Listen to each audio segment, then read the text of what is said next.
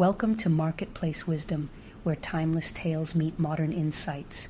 Today we delve into a virtue that's as valuable in life as it is in commerce: patience. In our fast-paced world, patience often takes a back seat.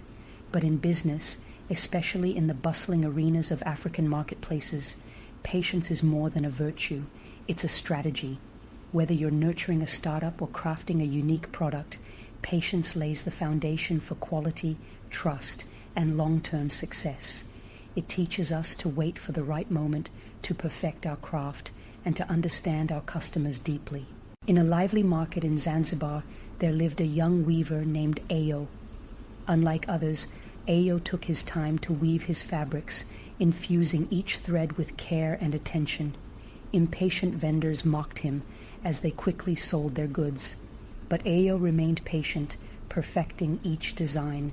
Over time, his fabrics became renowned for their unmatched quality.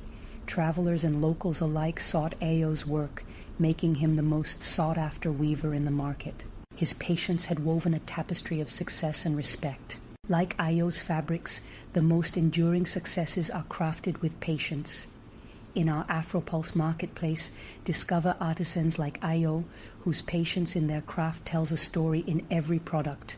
Stay woven into the rich tapestry of African market stories. Subscribe to our Linktree for updates on our tribal clinical ecosystem, and become part of a community that values the timeless wisdom of African fables and the innovative spirit of today's marketplace. Thanks for watching Marketplace Wisdom on the Awful Sutra podcast. If you enjoyed this episode, please give it a thumbs up and subscribe for more enriching stories. Share your thoughts in the comments. We love hearing from you. For exclusive access to our Afropulse Marketplace GPTs, tools, and resources, click the link below to visit our Linktree.